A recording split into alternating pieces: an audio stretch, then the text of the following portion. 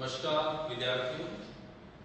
आज हम भारतीय इतिहास का जो दूसरा टॉपिक है वैदिक का उसको स्टार्ट करेंगे। तो आपके नया टॉपिक है वैदिक का।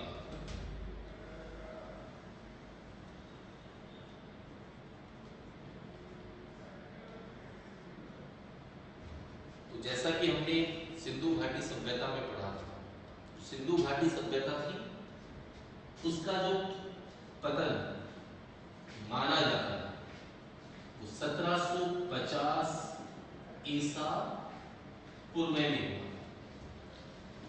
और वैदिक सभ्यता जो है, इस वैदिक सभ्यता का प्रारंभ ये 1500 ईसा पूर्व से माना जाता है।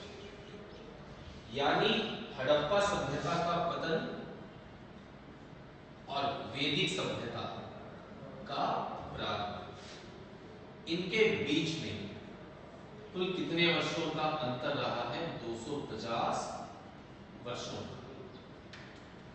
तो जो 250 वर्ष है, इनके बारे में हम एग्जैक्टली नहीं बता सकते कि इस दौरान भारतीय इतिहास में क्या घटनाएं घटित हुई, पर ऐसा नहीं है कि 250 वर्षों का जो इतिहास है ये अंधकार में है।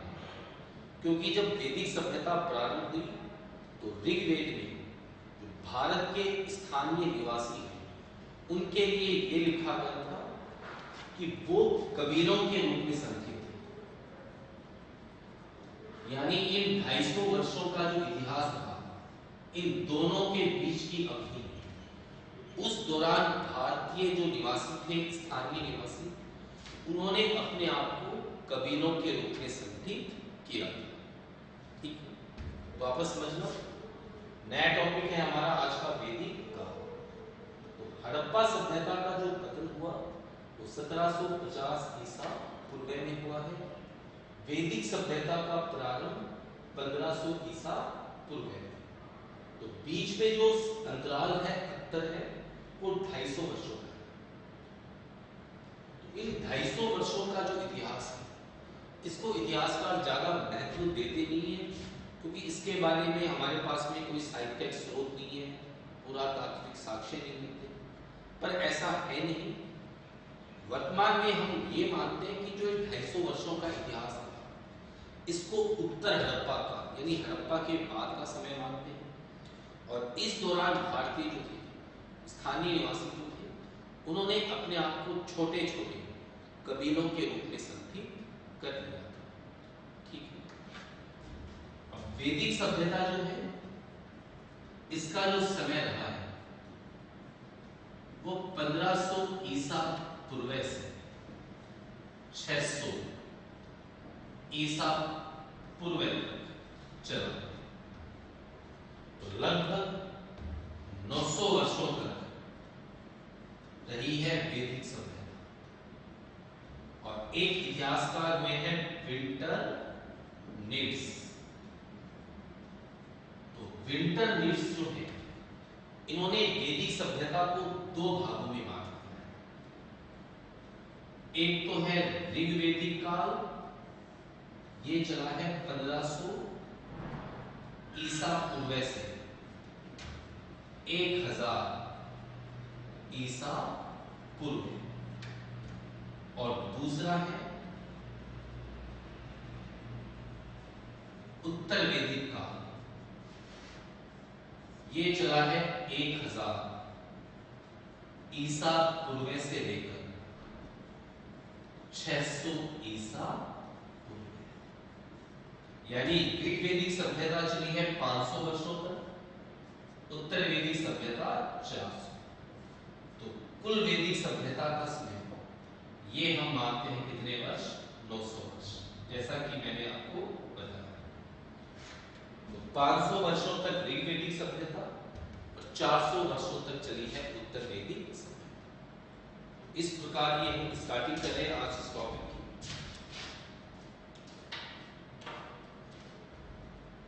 अब पहला आता है ऋग्वेदिक सभ्यता। जो अभी स्टार्ट करने जा रहे हैं वो है कौन सी सभ्यता? ऋग्वेदिक सभ्यता।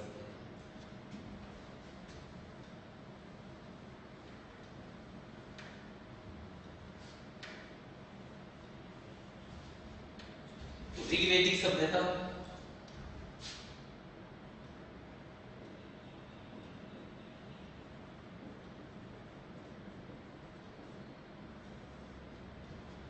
इसमें देखिए ऋग्वेदिक काल जो है, इसको जानने के हमारे पास जो पुरातात्विक स्रोत है वो कौन कौन से हैं? पुरातात्विक स्रोत में आते हैं अगर कोई अभिलेख हो, कुछ पत्थर की सामग्री हो, मृद भांड हो, भवन हो, ये सब चीजें। तो पुरातात्विक स्रोत में आता है जो पंजाब नदी घाटी है, इससे प्राप्त OCP मृद भांड। पंजाब नदी घाटी से OCP मृद भांड प्राप्त हुए हैं। OCP मृद भांड का मतलब होता है ऑर्च कलर्ड पॉटरी। ऑर्च कलर्ड पॉटरी का मतलब होता है गेरू वर्ण मृद भांड, यानी गेरुए रंग के मृद भांड। एक तो है पंजाब नदी घाटी से प्राप्त OCP मृद भांड, यानी कि गेरुए रंग के मृद भांड। दूसरा जो पुरातात्विक स्रोत है वो है हरियाणा की भगवानपुरा से प्राप्त एक 13 कमरों का क्या मिला है, भवन। तो हरियाणा के भगवानपुरा से 13 कमरों का एक भवन प्राप्त हुआ है। तो इसको भी हम क्या मानते हैं, पुरातात्विक स्रोत। इसके अलावा जो पुरातात्विक स्रोत है उनमें सबसे प्रमुख है बोगस कोई अभिलेख। और ये बोगस कोई अभिलेख जो है ये प्राप्त हुआ है तुर्की से।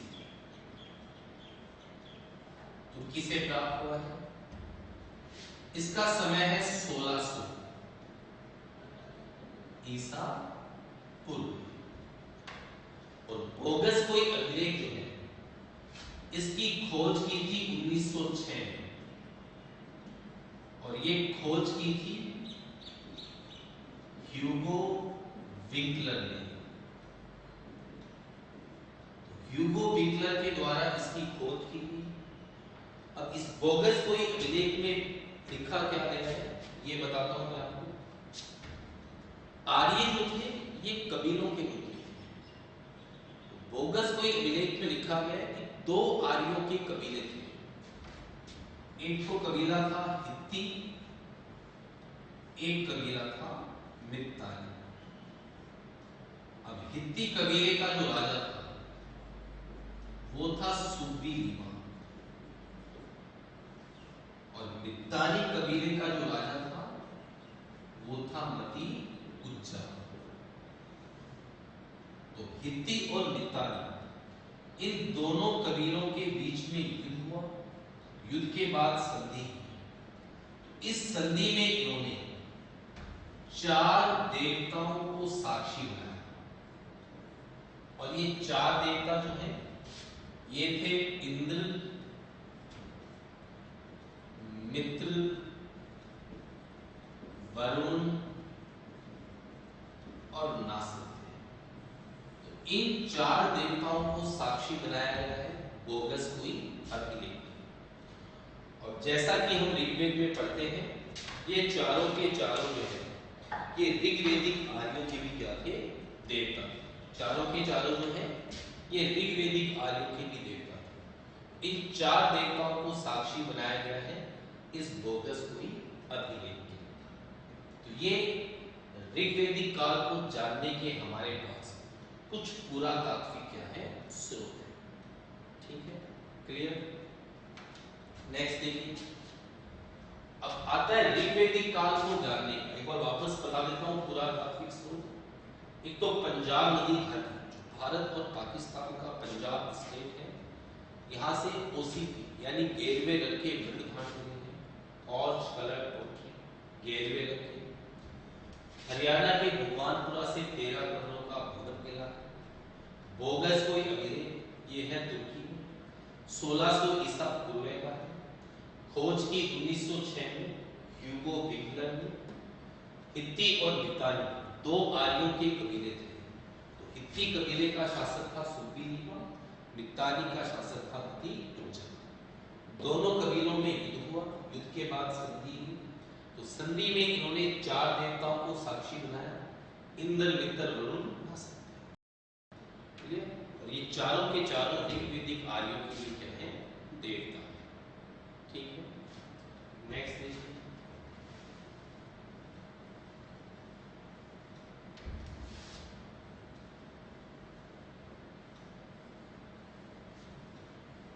इसके बाद में आता है साहित्यिक स्रोत, यानी ऋग्वेदिक काल को जानने का हमारे पास में साहित्यिक स्रोत क्या है?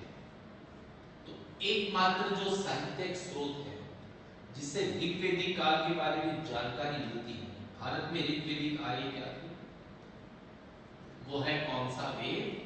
ऋग्वेद। हालांकि ऋग्वेदिक काल को जानने के कुछ और भी साहित्यिक स्रोत हैं, जैसे कि जिंद अवेस्ता। तो जिंद अवेस्ता जो ग्रंथ है, ये भी आर्यों ने लिखा था। आर्यों की वो शाखा जो रह गई थी कहां पर? इराक में। लेकिन जो मुख्य स्रोत है वो कौन सा वेद है? ऋग्वेद। ऋग्वेद जो है इसकी चर्चा हम जब हम ऋग्वेदिक कालीन साहित्य पढ़ेंगे तो उसमें हम विस्तृत रूप से करेंगे कि ऋग्वेद में कितने मंडल हैं, जैसे 10 मंडल हैं, सूक्त कितने हैं, ऋचाएं कितनी हैं, वंश मंडल कितने हैं, ये हम सब साहित्य में चर्चा करेंगे। ठीक है, तो प्रमुख साहित्यिक स्रोत जो है ऋग्वेदिक काल को जानने का वो कौन सा है? ऋग्वेद। नेक्स्ट देखिए।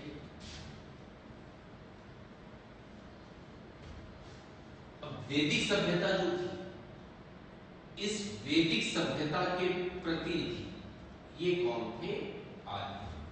ठीक है, वैदिक सभ्यता के प्रतिनिधि थे आर्य। सबसे पहले 1847 में एक इतिहासकार हुए हैं लेसेन। तो लेसेन ने यह बताया कि आर्य जो है ये मुख्यतः एक क्या है? जाति। लेकिन ये बात असत्य है। ठीक है, आर्य जो है ये एक समान भाषा बोलने वाले लोगों के समूह को कहा गया। और जो ये एक समान भाषा है, इस भाषा को हमने क्या नाम दिया है? भारोपीय। भारोपीय नाम दिया है हमने इस भाषा को।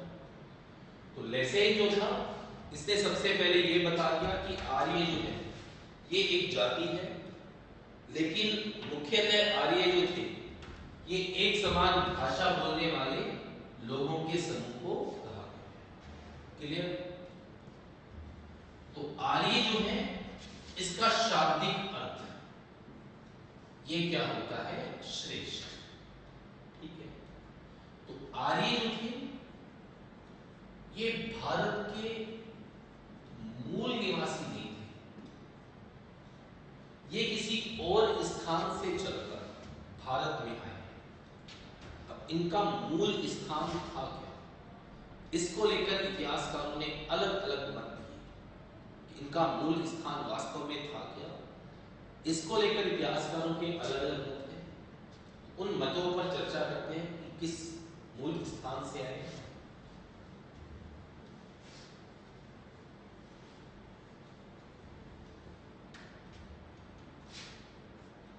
सबसे पहले जर्मनी के इतिहासकार हुए मैक्स मूलर। तो मैक्स मूलर इन्होंने आर्यों का मूल स्थान ये क्या माना? मध्य एशिया। हालांकि मैक्स मूलर से पहले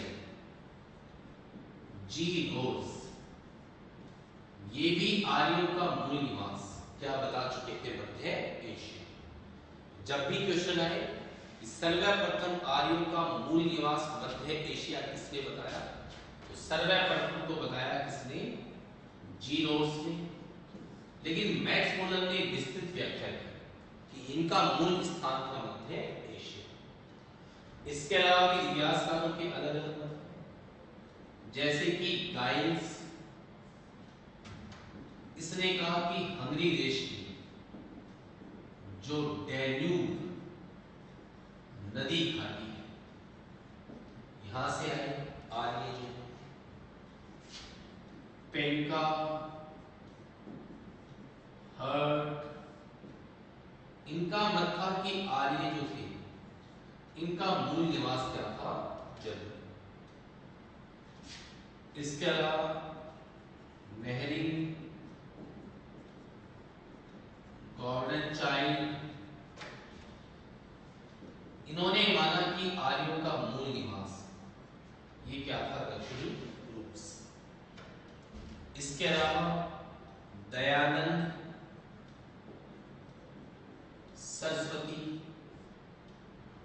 इनका मत था कि आर्यों का मूल निवास तिब्बत था। बाल गंगाधर तिलक, इन्होंने कहा उत्तरी ध्रुव। इसके अलावा लक्ष्मीधर कल,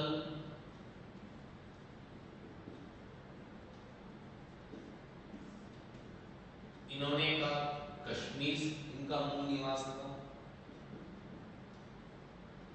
राजबली पांडे, इन्होंने कहा मध्य देश। तो इतिहासकारों के कई मत हैं। स्टार्टिंग में सबसे पहले जो मैक्स मुलर का मत था कि मध्य एशिया का मूल निवास था, इसको मान्यता प्राप्त। लेकिन खुद मैक्स मुलर ने अपने अंतिम दिनों में इस मत को खारिज कर दिया था। तो प्रश्न उठता है कि आर्यों का वास्तव में मूल निवास था क्या। मैक्स मुलर ने बताया मध्य एशिया, इनसे पहले बता चुके थे जीनोस की मध्य एशिया, गाइस ने कहा हंगरी की डैन्यूब नदी घाटी, पेंका और हर्ट ने जर्मनी, नेहरिंग और गॉर्डन चाइल्ड ने दक्षिण रूस, दयानंद सरस्वती ने तिब्बत, तिलक ने उत्तरी ध्रुव, लक्ष्मीधर कल ने कश्मीर, राजबली पांडे मध्य देश। कई लोगों ने अपने अपने मत दिए। मैक्स मुलर के मत को स्टार्टिंग में बहुत मान्यता मिली, लेकिन वर्तमान की बात करें तो वर्तमान में जो सबसे मान्य मत मानते हैं वो ब्रेंडिस्टाइन का।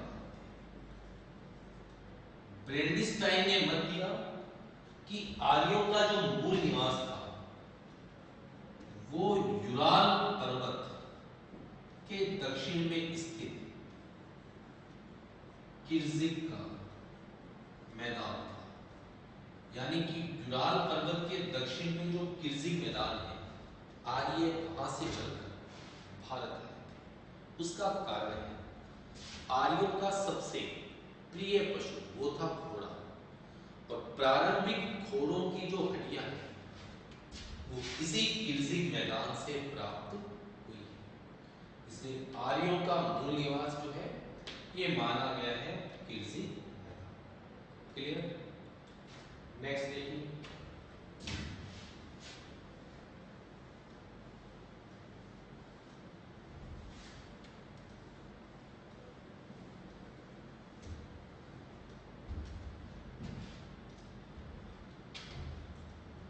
हमने भी चर्चा की कि एक समान भाषा बोलते थे। कौन सी भाषा? भारोनी। तो सबसे पहले इटली के इतिहासकार थे फिलिप सेसिडो। सबसे पहले फिलिप सेसिडो ने बताया कि संस्कृत भाषा, फ्रेंच भाषा, रशियन भाषा, इनमें कई ऐसे शब्द हैं जो एक समान है, और वो शब्द है परिवार को लेकर। जैसे कि संस्कृत भाषा में भाई के लिए भ्रातृ, इंग्लिश में हो जाता है ब्रदर, फ्रेंच में होता है बेद्रे, रशियन में बोद्रे। तो जो परिवार के सदस्य थे उनको जिन नामों से पुकारते थे वो एक समान, एक ही भाषा से चलकर बने हैं। और वो भाषा इन्होंने कहा कि कौन सी थी? संस्कृत। तो फ्रेंच, लैटिन, रशियन, इन सब भाषाओं की जननी कौन सी भाषा को माना? फिलिप सेक्सटो ने संस्कृत। क्लियर? भारोपीय भाषा थी। भारोपीय भाषा बोलने वाले लोगों के समूह को बोला गया आर्य। और आर्य जो है, ये मैंने अभी आपको बताया था, इसका शाब्दिक अर्थ होता है श्रेष्ठ। क्लियर? चलिए आगे चलते हैं। तो आर्य जो थे ये चले कौन से देश से? रूस से। ठीक है? यूराल पर्वत जो है वो रशिया में है, एशिया और यूरोप को अलग करता है, विभाजित करता है। तो आर्य चले रूस से। आर्यों की एक शाखा तो चली गई कहां पर? यूरोप। यूरोप में भी मुख्यतः कौन से देश में? जर्मनी। आप सब जानते हैं हिटलर मानता था कि जर्मनी के जो मूल निवासी हैं वो आर्य हैं। वो इसीलिए रक्त शुद्धता पर काफी बल देता था। ठीक है? एक शाखा गई जर्मनी, यूरोप के अंदर मुख्य थे। एक शाखा आई इराक। इस इराक वाली शाखा को बोलते हैं कसाइट। इसके अलावा फिर इराक से भी ईरान, तुर्की, ईरान वाली शाखा जो है इसे तो बोला गया है निफ्ताली। तुर्की वाली शाखा को बोलते हैं हित्ती। अभी आपको बताया था बोगस कोई अभिनय। तो हित्ती और निफ्ताली कबीलों के बीच में ही क्या हुआ था? ईरान से फिर ये आए अफगानिस्तान, और अफगानिस्तान के बाद ये आए कहां? तो ये इनका रोड मैप था। किस प्रकार से आए? रसिया से चले, जो लंबे लंबे घास के मैदान है वहां पे। एक शाखा यूरोप चली गई, मुख्यतः जर्मनी में मानते हैं। एक शाखा इराक गई साइट, एक शाखा ईरान में गई, इसको बोलते हैं मितानी। तुर्की गई हित्ती, ईरान से है अफगानिस्तान, अफगानिस्तान से कहां गए? भारत। ठीक है? इस प्रकार से आर्य जो थे ये रूस से चलकर कहां पे आए हैं? क्लियर? नेक्स्ट देखिए।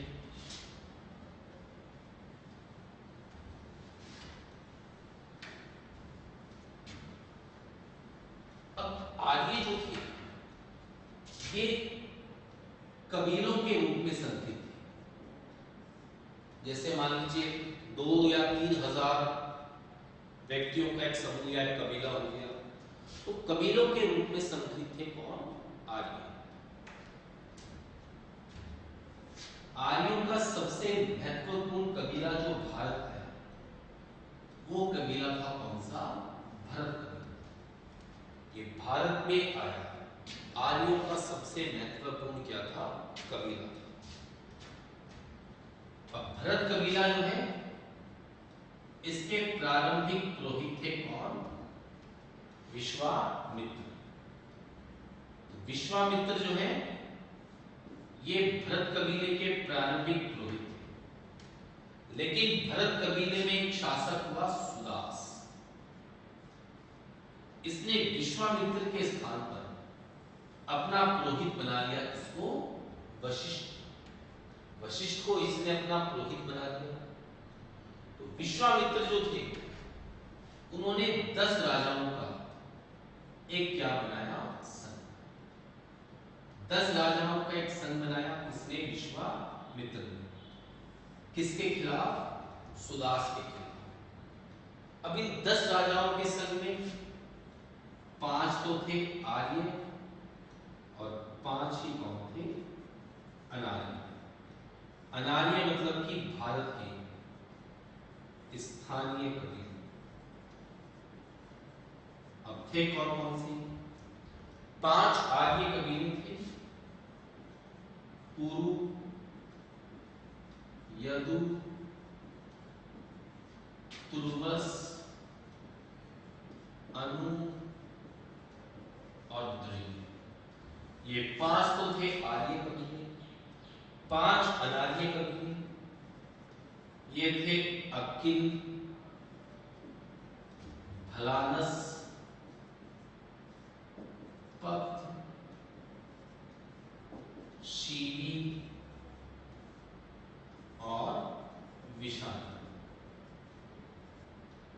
ये 5 अनार्य कबीले और ये 5 आर्य कबीले, तो 10 राजाओं का संघ हो गया।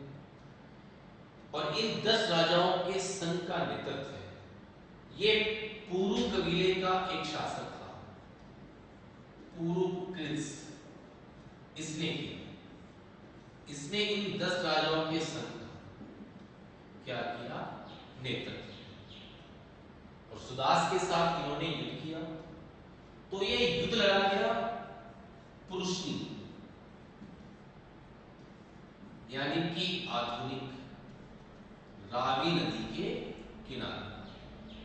और इस युद्ध के अंदर, इस युद्ध को बोलते हैं दाशराग युद्ध।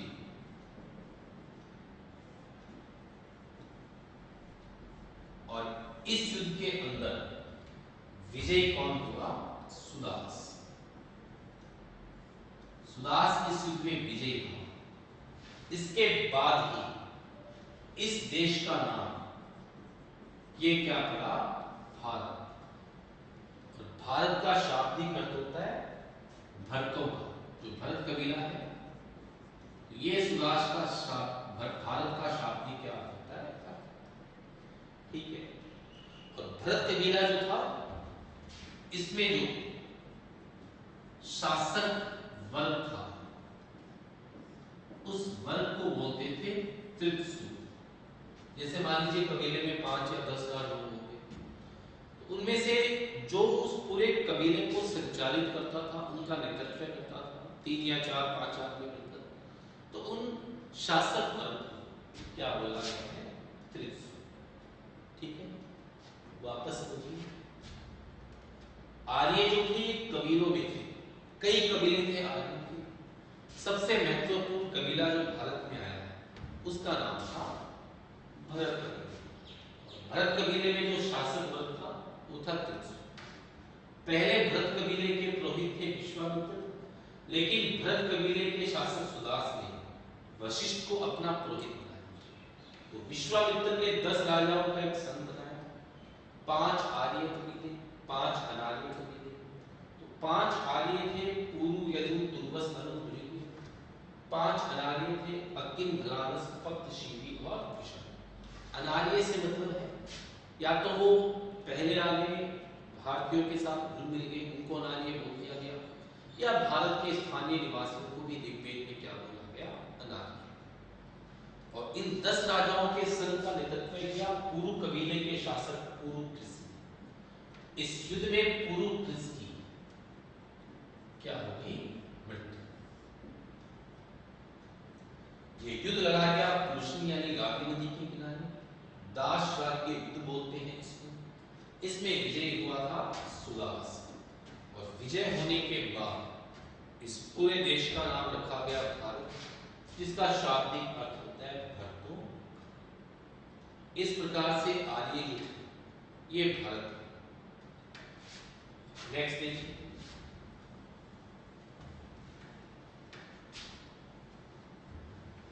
अब प्रश्न ये होता है कि आर्य भारत में तो चलो आ गए, लेकिन भारत में आने के बाद आर्यों ने भारत में किन किन स्थानों तक अपना विस्तार किया, इसके बारे में जानना होगा। क्योंकि ऋग्वेद में एकमात्र क्षेत्र जिसका उल्लेख हुआ है, वो क्षेत्र कौन सा है? गंधार। केवल इसी का उल्लेख किया गया है ऋग्वेद में। अब गंधार जो है, ये पाकिस्तान के रावलपिंडी से लेकर पेशावर तक की बीच का क्षेत्र था। रावलपिंडी से पेशावर तक का बीच का जो क्षेत्र है उसे बोलते थे गंधार। और गंधार को प्रसिद्ध बताया गया इसके लिए, ऊन के लिए। तो केवल गंधार का ही उल्लेख है। ऐसे तो हम आइडिया लगा नहीं सकते कि भारत में आने के बाद इन्होंने अपना विस्तार कहां तक किया, तो निश्चित आइडिया नहीं है। लेकिन हम आइडिया लगा सकते हैं। उसका कारण है क्योंकि ऋग्वेद में इन्होंने जिन भौगोलिक क्षेत्रों का उल्लेख किया है उसके आधार पर हम क्या लगा सकते हैं, अनुमान। जैसे जिन नदियों का उल्लेख किया हो, जिन पहाड़ों का, मरुस्थलों का, इन चीजों का जो उल्लेख किया है, इसके आधार पर अनुमान लगाते हैं कि भारत में आने के बाद आर्यों ने अपना विस्तार कहां तक किया। देखिए किस प्रकार से लगाते हैं, आइए।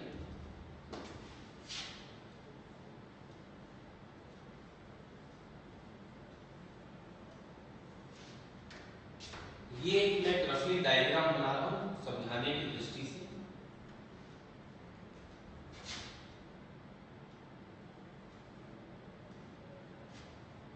आर्य आए थे भारत में, कहां से, अफगानिस्तान से।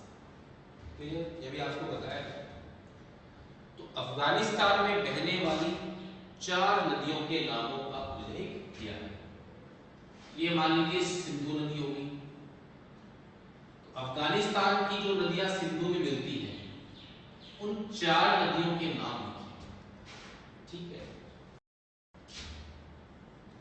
कुभा, स्वात, गोमती,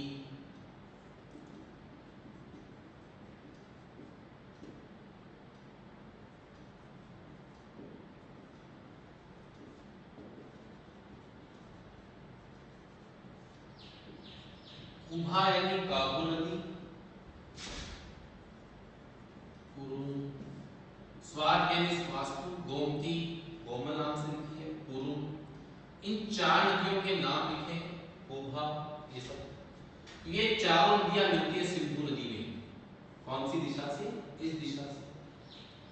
इसके अलावा 5 नदियां, ये सिंधु की सहायक नदियां थी जो कि इस दिशा से मिलती हैं आगे। ये 5 नदियां थी जिनको हम आधुनिक रूप में जानते हैं, झेलम, चिनाब, रावी, व्यास और सतलज। सतलज को लिखा है इन्होंने शत्रुद्री के नाम से। हालांकि व्यास का उल्लेख नहीं है। व्यास के नाम से इन्होंने लिखा है मृदिथा नदी। रावी मैंने अभी आपको बताया किस नाम से लिखी गई है, पुरुष।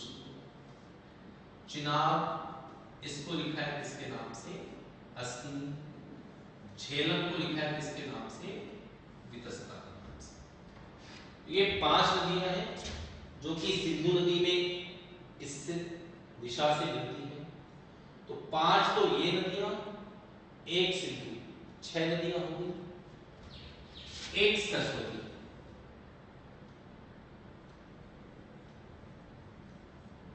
तो इन 7 नदियों का जो क्षेत्र था,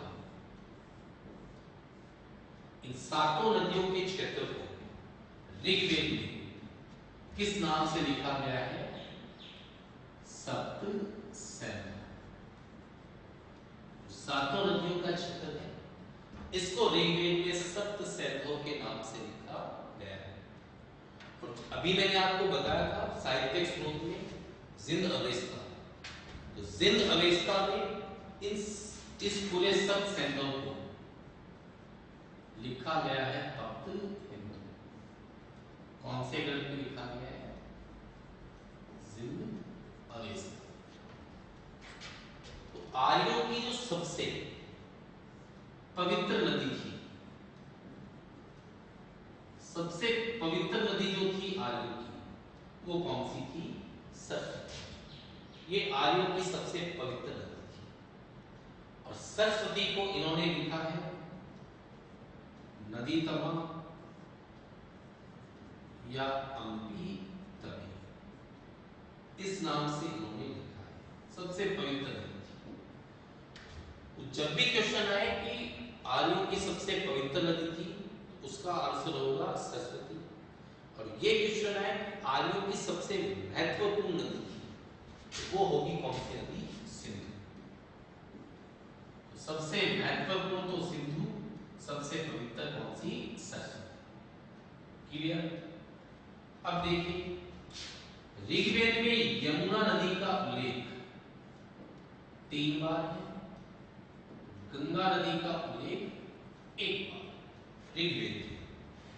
यानी कि जो ऋग्वेदिक आर्य थे वो गंगा नदी से परिचित नहीं थे। अगर गंगा नदी से परिचित होते तो गंगा नदी का उल्लेख ज्यादा करते, तो उन्होंने केवल 1 बार किया है।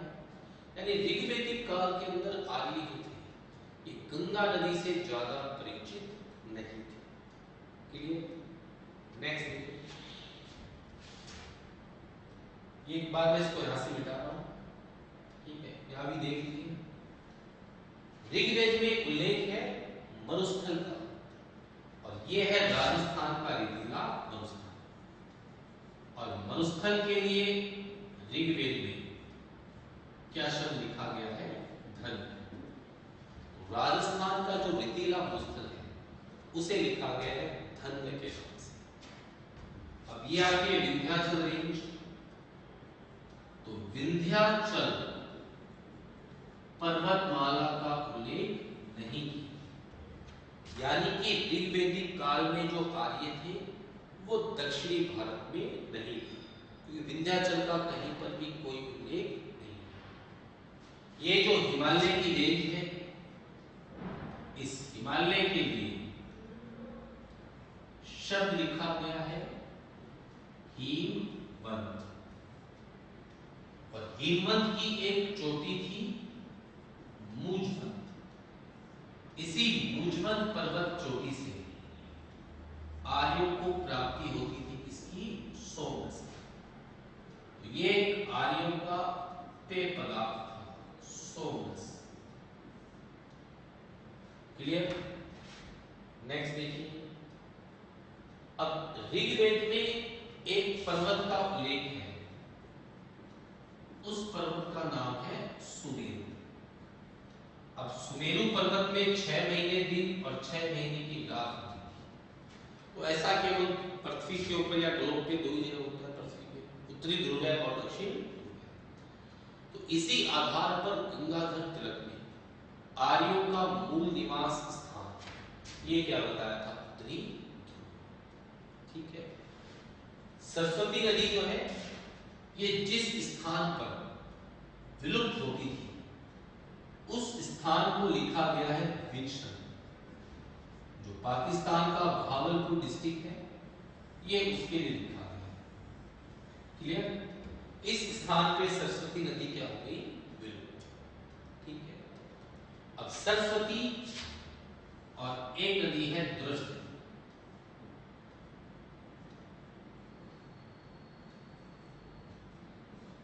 ध्यान देना, सरस्वती और द्रष्ट, इन दोनों नदियों के जो बीच का क्षेत्र था, इन दोनों नदियों के बीच के क्षेत्र को ऋग्वेद में लिखा गया है ब्रह्मवृत के नाम से। और यही वो स्थान है जहां पे आर्यों ने रचना की किसकी? वेदों की। और ऋग्वेद में सबसे पवित्र स्थान ये इसी क्षेत्र को बताया गया है। ठीक है? मैं वापस समझा देता हूं इस मैप को। ये मैंने आपको बताया था आर्य जो है ये भारत में आए थे कहां से? अफगानिस्तान से। तो अफगानिस्तान की चारों नदियों का उल्लेख किया है, कुबा, स्वात, गोमती, कुर्रम। ये सिंधु नदी में मिलती थी इस दिशा से। इसके अलावा सिंधु की जो 5 मेन सहायक नदियां, झेलम, चिनाब, रावी, व्यास, सतलज। झेलम को वितस्ता, चिनाब को अश्विनी, रावी को पुरुषनी। व्यास का उल्लेख है नहीं, ये चीज ध्यान रखना, व्यास का उल्लेख नहीं है। व्यास के स्थान पर किस नदी का नाम है? मरुद नदी, सतलज। ये 5 सहायक नदियां थी। ये इस दिशा में मिलती थी। आर्यों की सबसे पवित्र नदी कौन सी थी? सरस्वती। एक तो सरस्वती, 5 ये नदियां और सिंधु, सातों नदियों के क्षेत्र को बोला गया है सप्त सिंधु। जिन अवस्था में सप्त सिंधु किस नाम से लिखा गया है? हिंदू के नाम से। क्लियर? यमुना का उल्लेख 3 बार किया है, गंगा का उल्लेख 1 बार।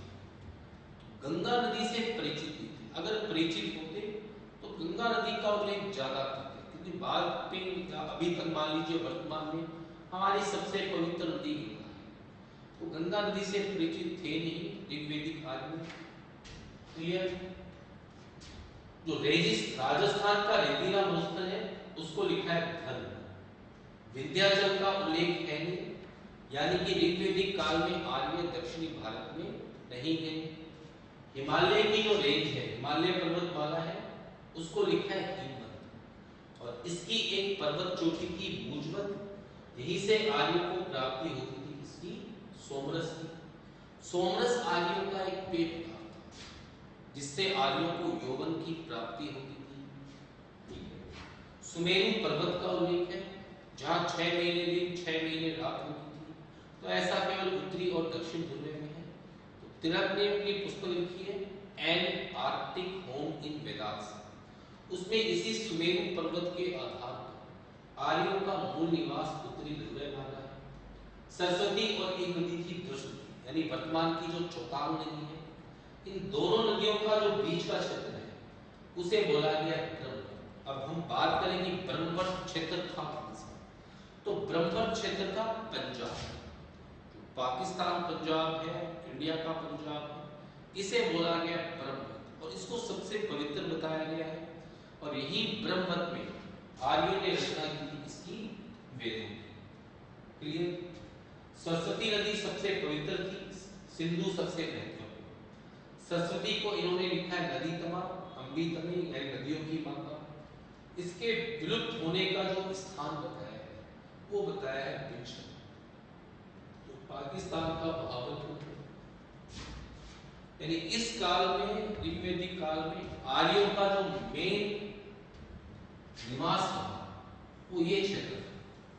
ये क्षेत्र जो है तो पाकिस्तान का, इंडिया का थोड़ा पंजाब वगैरह क्षेत्र है, हरियाणा, ये ऋग्वेदिक आर्यों का मूल निवास था। इंडिया में आने के बाद इनका ये क्या था? मूल निवास। ठीक है, तो ये इस प्रकार से आर्यों ने अपना भौगोलिक विस्तार किया। मैं वापस से थोड़ा आपको रिपीट कर देता हूँ ताकि आपको मेमोराइज हो जाए। टॉपिक था आपके ऋग्वेदिक काल। हड़प्पा सभ्यता का पतन हुआ है 1750 ईसा पूर्व में, वैदिक सभ्यता स्टार्ट हुई है 1500 ईसा पूर्व में। बीच में गैप आ गया 250 सालों का।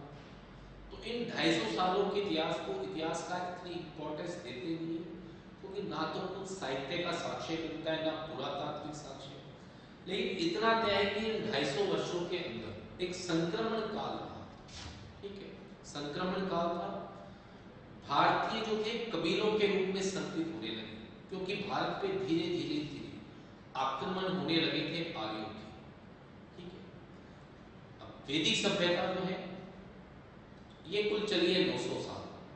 विंटरनिट्स ने 2 भागों में डिवाइड किया, ऋग्वेदिक काल, उत्तर वैदिक काल।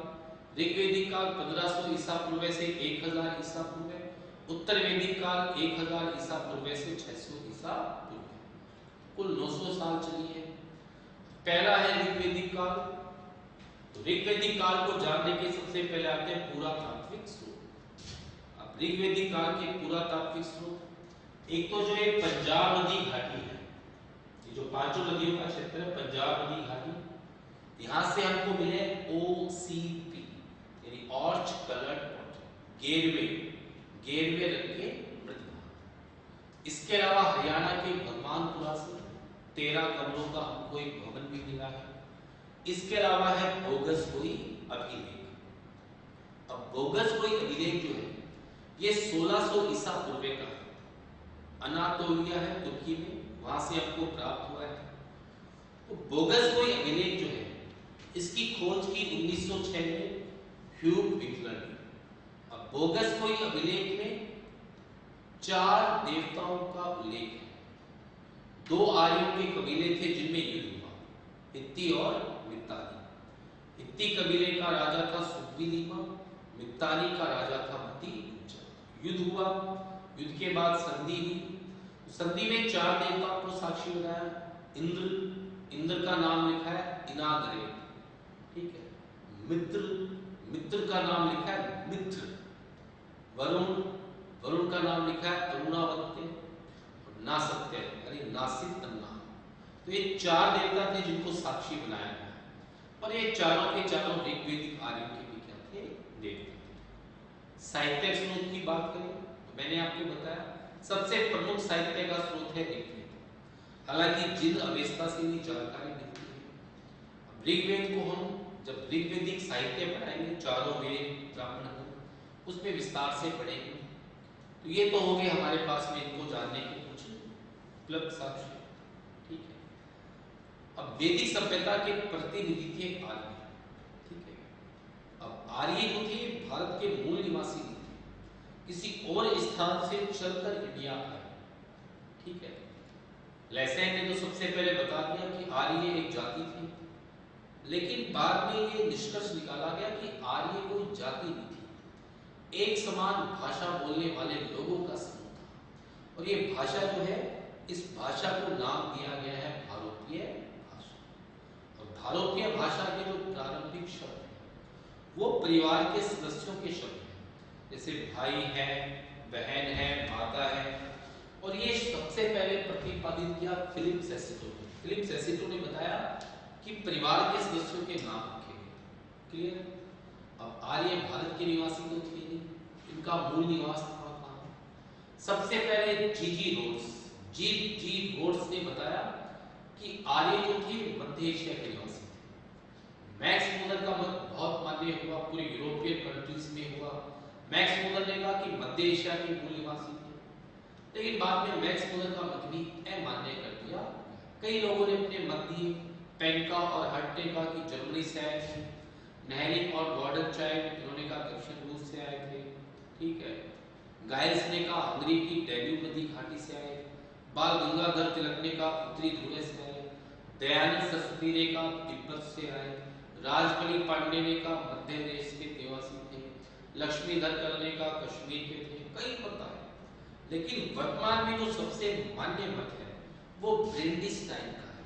ब्रेंडिस्टाइन ने मत दिया कि यूराल पर्वत के दक्षिण में था किर्जिक मैदान, वहां से आए थे। उसका कारण है आर्यों का सबसे प्रिय पशु, ठीक है, पवित्र पशु गाय, प्रिय पशु का घोड़ा। और घोड़े के प्रारंभिक अवशेष कहां से मिलते हैं? किर्जिक मैदान से। क्लियर? तो ये मत सबसे मान्य है। आर्य का शाब्दिक अर्थ होता है श्रेष्ठ। अब आर्य जो थे ये कबीलों में थे, ठीक है। मूल निवास था रूस। रूस से एक शाखा चली, वो चली गई यूरोप, जर्मनी देश में। एक शाखा आई इराक, उसे बोलते हैं कसाइट। ईरान की शाखा को बोलते हैं बितानी। तुर्की की शाखा जो है उसको बोलते हैं। फिर ये आए अफगानिस्तान, अफगानिस्तान से जुड़े। और भारत में जो कबीले आए आर्यों के, उनमें सबसे महत्वपूर्ण कौन था? भरत।